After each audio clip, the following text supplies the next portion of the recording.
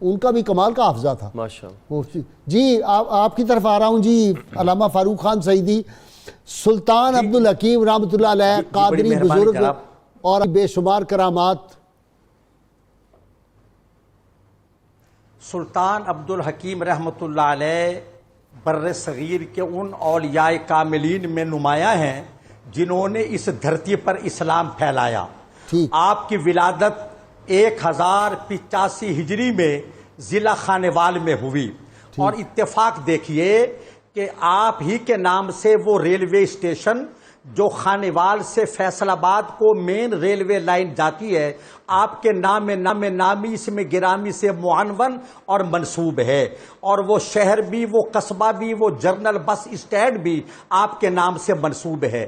سلسلہ قادریہ ہے میں آپ کی بیعت حضرت سلطان ایوب رحمۃ اللہ علیہ سے ہے، اور سلطان ایوب رحمۃ اللہ علیہ وہ ہیں جو حضرت مخدوم عبدالرشید حقانی علیہ رحمہ جو ہاشمی خاندان کے ہیں، آپ سلطان ایوب ان کی اولاد میں سے ہیں، اور مخدوم عبدالرشید حقانی رحمۃ اللہ علیہ حضور غوث العالمین غوث بہاؤالدین زکریا رحمۃ اللہ علیہ کے چچا زاد بھائی ہیں، اور آپ کی ہمشیر غوث العالمین کے نکاح میں، اور غوث العالمین کی ہمشیر مخدوم عبدالرشید حقانی کے نکاح میں ہے۔ غوث العالمین سلسلہ سہروردیہ کے اتنے آفتاب و مہتاب ہیں حضور غوث العالمین سہروردی سلسلے کے، اور مخدوم عبدالرشید حقانی رحمۃ اللہ علیہ سلسلہ قادریہ کے بزرگ ہیں، اور آپ کی اولاد میں سلطان ایوب رحمۃ اللہ علیہ سے حضرت عبدالحکیم علیہ رحمہ نے بیعت کی۔ اور سبحان اللہ، یہ بات دیکھیے کہ آپ کا نام عبدالحکیم تھا، جب بیعت ہوئے تو مرشد نے کہا آج کے بعد تم سلطان عبدالحکیم کہلاؤ گے، تو آپ کو سخی سلطان عبدالحکیم کے نام سے آپ کو یاد کیا جاتا ہے۔ آپ کے والد ماجد کا نام میاں غلام علی رحمۃ اللہ علیہ، ذرا اسما دیکھیے، والد کا نام میاں غلام علی رحمۃ اللہ علیہ، اور والدہ کا نام حضرت بی بی فاطمہ رحمۃ اللہ علیہ ہے۔ بچپن ہی سے آپ کی جبین سعادت سے ایسے آثار نمودار ہو رہے تھے کہ جن سے پتہ چلتا تھا یہ بچہ غیر معمولی ذہانت اور غیر معمولی اطوار و عادات کا مالک ہے۔ ٹھیک، آپ کے خاندان کے بزرگ گئے وہاں حرمین شریفین حج کرنے گئے، تو حجاز مقدس میں ایک بزرگ نے آپ کے خاندان کے بزرگ کو تحفہ دیا۔ تحفہ کیا تھا؟ ایک چھری تھی اور ایک آب زمزم کی بوتل۔ فرمایا یہ لے جاؤ، تمہارے خاندان میں ایک کتب پیدا ہوگا، وقت کا ولی ہوگا، اس کو اس چھری سے ان کی ناف کاٹنا اور اس زمزم کے پانی سے ان کو نہلانا۔ تو آپ کو جو نہلانے، آپ کو پیدائش کے بعد جو غسل دیا گیا وہ آب زمزم سے تھا، اور وہ چھری جو حجاز مقدس کے بزرگ نے آپ کو دی تھی اسی سے آپ کی ناف کاٹی گئی۔ ٹھیک ہے، میں ذرا برکاتی صاحب سے کچھ پوچھ لوں۔ جی برکاتی صاحب، ان کی اجامت بہت زیادہ مشہور ہے، وہ تو وہی ہے رنگ سازی والی جو ہے کہ مختلف رنگ کے کپڑے جو تھے۔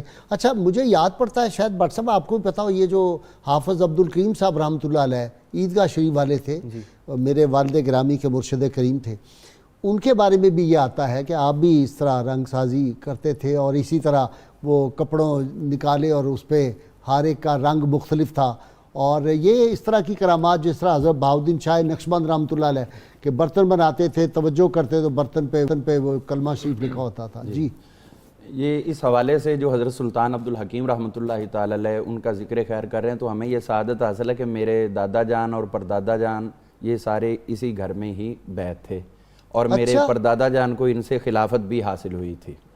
یہ ان کے آگے جو اولاد صالح محمد ان کے تھے، ان سے حضرت صالح محمد ان کی اولاد سے تھے۔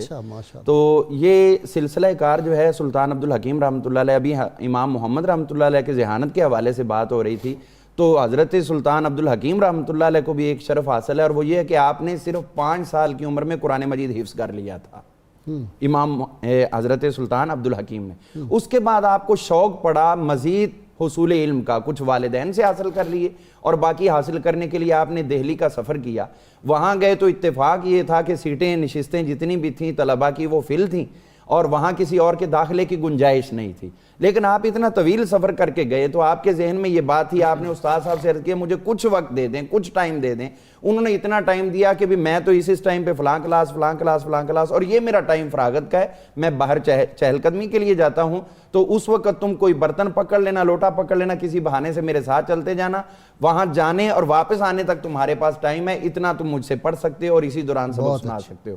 اس کے بعد آپ کے پاس رہنے کا مسئلہ تھا اور آپ کے خورد و نوش کا مسئلہ تھا. آپ ایک بٹیارن کے پاس گئے اور کہنے لگے کہ میں تمہارے دن میں جو ہے نا وہ آگ جلا دیا کروں گا اور اس کے بدلے میں جو تمہارے دانے ادھر بھن رہے ہوں گے جو اچھل کے باہر آتے ہیں مجھے اتنی اجازت دے دینا کہ وہ میں دانے اٹھا کے کھا لیا کروں. اللہ. اس کے بعد آپ گئے ایک درزی کے پاس, یہ ایک تاجر تھا, اس کے پاس گئے جو رات گئے تک کام کرتا تھا. تو فرمانے لگے کہ دن میں تو میں مصروف ہوتا ہوں, سبق یاد کرنا ہوتا ہے رات کو, لہٰذا آپ مجھے کچھ وقت دے دیں کہ میں آپ کے پاس بیٹھ کر سبق یاد کر لیا آپ کی لائٹ جو آپ کے جل رہی ہے. ایک دفعہ ایسا ہوا کہ وقت کا بادشاہ وہاں سے گزرا, مشلیں بہت زیادہ تھی, روشنی بہت زیادہ ہوئی, آپ کے پاس کتاب تھی تو آپ بھی اختیاری میں اٹھے اور چلتے چلتے وہ کتاب پڑھنے لگے اور ساتھ جا رہے ہیں اور وہ چلتا جا رہا ہے اور آپ کو نہیں پتا کدھر جا رہے, بس روشنی میں جا رہے ہیں. چلتے چلتے وہ اپنے محل میں داخل ہو گئے اور ان کو پتہ نہ چلا اور وہ مشلیں جو تھیں وہ انہوں نے آگے خادمات کنیزیں ان کے سپرد کر دیں اور یہ اسی روشنی میں اندر چلے گئے. جب انہوں نے دیکھا کہ یہ کیا مسئلہ ہو گیا, انہوں نے پکڑ لیا کہ یہ جاسوس ہے یا کوئی نقصان دینے والا ہے, گرفتار کر لیا. جب پوچھا تو بتایا کہ میں تو خانے وال سے آیا ہوں, اتنی دور سے سفر کر کے علم کے لیے آیا ہوں. تو کیسے رہتے ہو, پوری انکوائری کی گئی, انویسٹیگیشن ہوئی, تو اس میں استاد صاحب کو بھی طلب کیا گیا, اس بٹیارن کو بھی طلب کیا گیا اور وہ جو درزی تھا اس کو بھی طلب کیا گیا. ان سے ان کے بارے میں پوچھا گیا تو استاد صاحب نے فرمایا کہ یہ اتنا ذہین بچہ ہے اور اتنے ٹائم میں میرے سے پڑھتا ہے اور اتنے عرصے سے پڑھ رہا ہے. اس بٹیارن نے بھی یہی بات کہی کہ جو اس نے وعدہ کیا تھا آج تک اس کے علاوہ اس نے مجھ سے کوئی اور مطالبہ بھی نہیں کیا اور کچھ حاصل بھی نہیں کیا.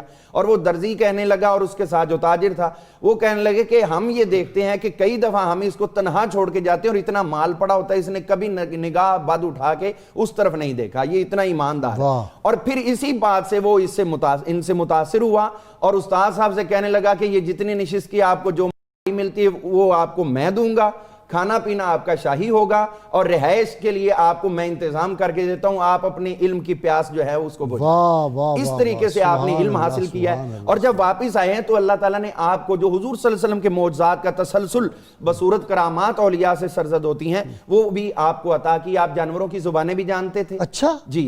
اور اسی طرح آپ کو جو مردہ ہیں ان کو زندہ کرنے کی بھی اللہ تعالیٰ نے صلاحیت اور طاقت عطا فرمائی تھی. ایک آپ کے سامنے گودڑی پوش آئے, انہوں نے نگاہ جلالی کی, ایک سامنے چڑیا بیٹھی تھی وہ پھڑک کے گری اور مر گئی, لیکن وہ کہنے لگا کہ اب اس کو مار تو دیا, اب زندہ کون کرے گا. تو اسی وقت سلطان عبد الحکیم رحمۃ اللہ علیہ آپ نے فرمایا تمہیں مارنا آتا ہے تو ہمیں زندہ کرنا آتا ہے. تو آپ نے پھر اس پہ جو وظیفہ پڑھا اور نگاہ کرم کی, وہ چڑیا فوری طور پر اٹھی اور اڑ کے چلی گئی. یہ آپ نے زندہ کی. ایک گیدڑ آ گیا آپ کے پاس, وہ دور سے آ رہا تھا, لوگ لاٹھیاں لے کے مارنے لگے, فرمایا چھوڑ دو اس کو, یہ ہماری طرف آ رہا ہے. جب وہ آیا تو آپ کے کانوں کے پاس وہ گونگا کرنے لگا, تو پھر آپ نے فرمایا چلو بھی اٹھو یہاں سے نکلو ہم چل جائیں گے. حضرت کیا ہوا؟ فرمایا یہ گیدڑ کہہ رہا ہے کہ اس علاقے میں کچھ لوگ ہیں جو جانوروں پہ ظلم کرتے ہیں, ناجائز مارتے ہیں, ان کو مارتے رہتے ہیں. ایک بھینس کو بہت زیادہ مارا گیا اور اس نے بد دعا دی ہے اور ابھی یہ علاقہ جو ہے برباد ہو جائے گا, ویران ہو جائے گا, لہٰذا جہاں اللہ کا عذاب آنا ہے وہاں رہنا ہمارے لیے مناسب نہیں ہے. آپ فوری طور پر وہاں سے نکلے اور وہ جو لوگ تھے ان کے اوپر بجلی گری اور وہ سارے کے سارے وہاں پر پامال ہو گئے, ختم ہو گئے. اسی طرح حضرت سلطان عبد الحکیم رحمۃ اللہ تعالی علیہ آپ کو یہ بھی شرف حاصل ہے کہ قصور کے عظیم الشان صوفی شاعر حضرت بابا بلے شاہ سرکار رحمۃ اللہ تعالی علیہ یہ بھی حضرت سلطان عبد الحکیم کے پاس گئے اور آپ نے ان کو وظائف دیے, ان کو آپ نے جو انوار و تجلیات دینے تھے دیے. انہوں نے کہا بابا بلے شاہ کہہ رہے ہیں حضرت سلطان کو کہ آپ مجھے اپنا بیعت کر لیں. آپ نے فرمایا کہ میں نے آپ کو روحانی حصہ دے دیا ہے, بیعت کے لیے آپ کو لاہور میں شاہ عنایت قادری کے پاس جانا پڑے. جناب بٹ صاحب کچھ تھوڑا بہت آپ بھی حصہ ڈال دیں. محترم غازی صاحب میں یہ سوچ رہا تھا کہ یہ جتنے بھی بزرگوں کا تذکرہ ہم کر رہے ہیں انہوں نے حصول علم کتنی محنت سے, جفا کشی سے, جد و جہد سے کیا ہے. امام محمد رحمہ اللہ کو جو اپنے والد گرامی سے ترکہ ملا اس سارے کا سارا انہوں نے حصول علم پہ خرچ کر دیا. یہ اس بات کا ایک بہت بڑا پیغام ہے کہ اگر آج ہم بھی اپنی اولاد کی تربیت کے لیے اپنے مال کو خرچ کریں اور ہماری سب سے بڑی انویسٹمنٹ اولاد کی تعلیم و تربیت اور کردار سازی پر ہوگی تو یقیناً اس کے نتائج پوری امت کے لیے انتہائی نفع بخش ثابت ہوں گے۔ اور اگر ہم اپنی اولاد کے لیے رزق ہی سوچتے رہیں گے، وہ رزق جو اللہ کریم نے اپنے ذمہ کرم پہ لے رکھا ہے، تو پھر اس کے نتائج وہ ہیں جو آج ہم اپنی آنکھوں سے دیکھ رہے ہیں۔ حضرت سلطان عبدالحکیم رحمۃ اللہ تعالی علیہ کا انتہائی جفا کشی کے ایک اہم بات عرض کرنی ہے مجھے۔ ہاں فرمائیں جی، ایک اہم بات عرض کرنی ہے آپ کی خدمت میں کہ حضرت سلطان عبدالحکیم رحمۃ اللہ علیہ کے خلفاء میں ایک بہت بڑا نام ہے حضرت خواجہ عبدالخالق اویسی رحمۃ اللہ علیہ کا۔ خواجہ عبدالخالق اویسی علیہ رحمہ مرشد ہیں صاحب السیر حضرت خواجہ محکم الدین سیرانی رحمۃ اللہ علیہ کے، جن کا مزار شریف خانقاہ شریف، ہاں جی، خانقاہ شریف میں جو حضرت کا مزار ہے خواجہ محکم الدین سیرانی صاحب السیر، ان کے چچزاد بھائی اور ان کے مرشد خواجہ عبدالخالق رحمۃ اللہ علیہ بھی آپ سے فیض یاب ہیں۔ خواجہ عبدالخالق کا مزار کہاں ہے؟ حضور سلطان خواجہ عبدالخالق کا مزار رحمۃ اللہ علیہ کا اڈا بخشن خاں چشتیہ شریف کے قریب ہے۔ حضرت سلطان رحمۃ اللہ علیہ نے اپنے صاحبزادے میاں عبدالخالق رحمۃ اللہ علیہ کو ایک وصیت فرمائی تھی۔ اچھا اتفاق دیکھیں کہ میاں عبدالخالق رحمۃ اللہ علیہ حضور سلطان عبدالحکیم کے بیٹے ہیں، اور سیدی صاحب ذرا کلیئر کریں، ایک عبدالخالق جو ہیں وہ ان کے خلیفہ تھے، ایک عبدالخالق ان کے بیٹے تھے، کس کی بات کر رہے ہیں اور دونوں کے مزار کہاں ہیں؟ میں عرض کر رہا ہوں کہ میاں حضرت خواجہ عبدالخالق رحمۃ اللہ علیہ جو ہیں، حضرت خواجہ محکم الدین سیرانی رحمۃ اللہ علیہ کے جو مرشد ہیں، میں ان کی بات کر رہا ہوں، وہ حضور سے فیض یاب ہیں، اور آپ کے صاحب جی ان کا مزار اڈا بخشن خاں چشتیہ شریف، ٹھیک ہے چشتیہ شریف اڈا بخشن خاں۔ اچھا، اور حضرت سلطان رحمۃ اللہ علیہ کے جو صاحبزادے ہیں میاں عبدالخالق رحمۃ اللہ علیہ، ان سے آپ نے وصیت فرمائی تھی کہ لنگر جاری رکھنا۔ اچھا، آپ کے جو موجودہ سجادہ نشین ہیں ان کا نام بھی میاں عبدالخالق قادری ہے۔ یہ روایتی دربار نہیں ہے اور وہ روایتی سجادہ نشین نہیں۔ آپ بھی اکثر ان لوگوں کی حالت زار پر افسوس کرتے ہیں، اور اقبال نے بھی کہا تھا کہ میراث میں آئی ہے انہیں مسند ارشاد، زاغوں کے تصرف میں عقابوں کے نشے من۔ لیکن یہ درگاہ ایسی نہیں، وہاں آج بھی علم، معرفت، روحانیت تقسیم ہوتی ہے، بہت بڑی درسگاہ ہے، وہاں رات دن لنگر چلتا ہے، اور سلطان عبدالحکیم رحمۃ اللہ علیہ کے جو سجادہ نشین ہیں میاں عبدالخالق دامت برکاتہم العالیہ، وہ خود صوفی عالم ہیں، اور ان کی اولاد میں علماء کرام وہاں بہت بڑی درسگاہ چلا رہے ہیں، اور مقام مسرت ہے کہ وہ خانقاہیں جو صدیوں پہلے قائم ہوئی تھی ان کا تسلسل دربار سلطان پر علی حال ہی قائم ہے، اور وہ روایتی سجادہ نشینوں میں سے نہیں ہے۔ چلے وہ تو پھر میں جاؤں گا، حضرت صاحب دیکھیں گے جب جائیں گے تو انشاءاللہ دیکھیں گے۔ جی آپ کی تو پھر حضرت عبدالحکیم رحمۃ اللہ علیہ۔ جی، حضرت عبدالحکیم رحمۃ اللہ علیہ کی کرامات جو ہیں وہ کثیر ہیں۔ ان میں ایک یہ ہے کہ ایک آپ کے ساتھ عقیدت مند تھے جو ملتان سے حاضری دیا کرتے تھے آپ کی خدمت میں۔ تو جب آپ کی خدمت میں آتے، ایک دفعہ وہ آئے تو سواری سے گر پڑے، بہت زیادہ چوٹ لگی، ایجڈ بھی تھے، تو بہت تکلیف میں ہوئے۔ جب آپ کے پاس آئے تو آپ مسکرائے، آپ نے ان کے جسم پر دست مبارک پھیرا، اور اسی وقت ان کی ساری تکلیف دور ہو گئی۔ اور پھر وعدہ کیا، فرمایا کہ اب اس کے بعد یہ وعدہ ہے کہ ہر جمعے والے دن میں آپ کو حضرت غوث العالم بہاؤالدین زکریا ملتانی رحمۃ اللہ علیہ کے ہاں ملا کروں گا، یہاں آنے کی حاجت نہیں ہے۔ پھر اس کے بعد آپ ان کے ساتھ وہیں پر ہی ملاقات فرماتے ہر جمعے کو، اور ادھر بھی جو ہے وہ لوگ ملاقات کرتے اور ادھر بھی ان کے ساتھ ملاقات ہوتی۔ اسی طرح ایک عورت آپ کے پاس حاضر ہوئی، کمر جھکی ہوئی، انتہائی پریشان مزمحل اس کی کیفیت، تو آپ نے فرمایا کہ بھی آپ کو کیا ہوا ہے؟ ان کی کیفیت دیکھی، کہنے لگی کیا ہوا؟ اتنا میرا خوبصورت بیٹا تھا، پیارا بیٹا تھا، اکلوتا بیٹا، اور اتنا عرصہ ہو گیا وہ غائب ہو گیا، اور وہ رو رہی ہے، کہتی تب سے مجھے سکون نہیں ہے، قرار نہیں ہے، خامند میرا موجود نہیں ہے، وہی میرا سہارا تھا، اور میں کیا کروں؟ حضرت سلطان عبدالحکیم رحمۃ اللہ علیہ آپ جو عزیز علیہ ما عنتم حریص علیکم بالمؤمنین رؤوف الرحیم کا سرکار کی امت پہ تسلسل ہے، اس وجہ سے آپ پہ بھی رکت طاری ہوئی. آپ نے فرمایا آنکھیں بند کرو.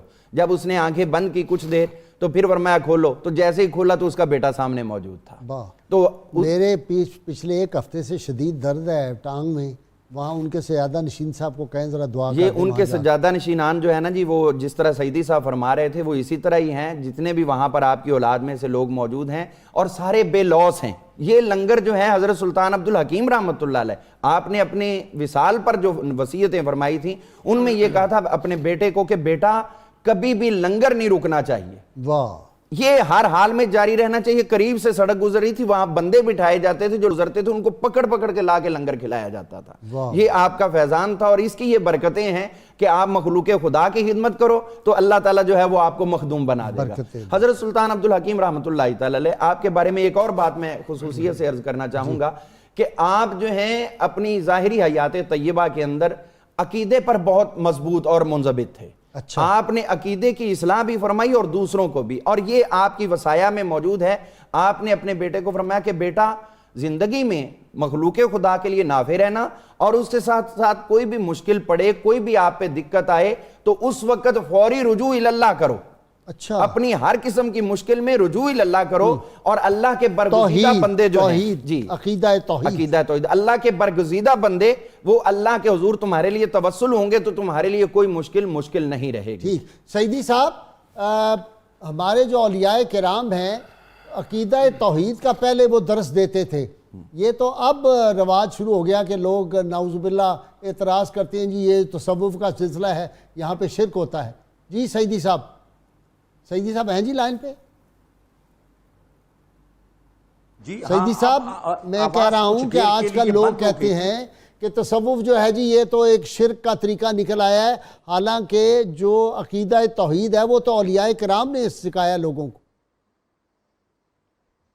جی بے شک، اس میں کوئی شک نہیں. بت پرستوں کو توحید پرست بنایا ہے اور کافروں کو گلے لگایا ہے. ہم مسلمانوں کے گلے کاٹتے ہیں، انہوں نے غیر مسلموں کو گلے لگا کر دین حق کا علمبردار بنایا ہے. اور تصوف جو ہے وہ اسلام سے ہٹ کر نہیں ہے. شریعت اور طریقت دونوں ہمارے لیے یکساں ہیں، اور وہ ولی نہیں ہو سکتا جو عالم نہ ہو، اور وہ عالم نہیں ہو سکتا جو ولی کا فیض یافتہ نہ ہو. تو بر صغیر میں کیا پوری دنیا میں اسلام انہی بزرگان دین نے پھیلایا ہے. سیدی صاحب آپ کا بھی شکریہ، بٹ صاحب آپ کا شکریہ، آپ کا برکاتی صاحب. ناظرین کرام، کتاب الشفا سے جی نسخے کا وقت ہو گیا. یہ کلمہ طیبہ کی بقی برکت کے حوالے سے ہے. شیخ محی الدین ابن عربی شیخ اکبر رحمۃ اللہ علیہ فرماتے ہیں، میں نے حدیث رسول صلی اللہ علیہ وآلہ وسلم میں پڑھا ہے کہ جو 70,000 بار لا الہ الا اللہ محمد رسول اللہ پڑھے اس کی مغفرت کر دی جاتی ہے، اور اگر کسی کی بخشش کے لیے پڑھا جائے تو اس کی بھی مغفرت ہو جاتی ہے. امام محمد بن ادریس شافعی رحمۃ اللہ علیہ فرماتے ہیں، میں نے امام محمد رحمہ اللہ سے بڑھ کر کوئی عابد و زاہد نہیں دیکھا. وہ رات کے 3 حصے کرتے، ایک حصے میں درس و تدریس، دوسرے میں آرام فرماتے اور تیسرے حصہ میں عبادت کیا کرتے تھے. آج کے روزنامہ 92 میں امام محمد اللہ علیہ جو ہیں ان کی فقہی خدمات کے حوالے سے بہت زبردست مضمون ہے، اس کا ضرور مطالعہ کریں. ناظرین کرام، اللہ تعالیٰ سے دعا، اللہ تعالیٰ ہمیں حضور رحمت کونین صلی اللہ علیہ وسلم کی غیر مشروط محبت لامحدود فضائل نصیب فرمائے. نعرے کے لیے تیار ہو جائیے. پاکستان کا مطلب کیا؟ لا الہ الا اللہ محمد الرسول اللہ صلی اللہ علیہ وآلہ وسلم. اللہم صلی علی سیدنا و مولانا محمد وعلى سيدنا علي وسيدتنا فاطمة وسيدتنا زينب وسيدنا حسن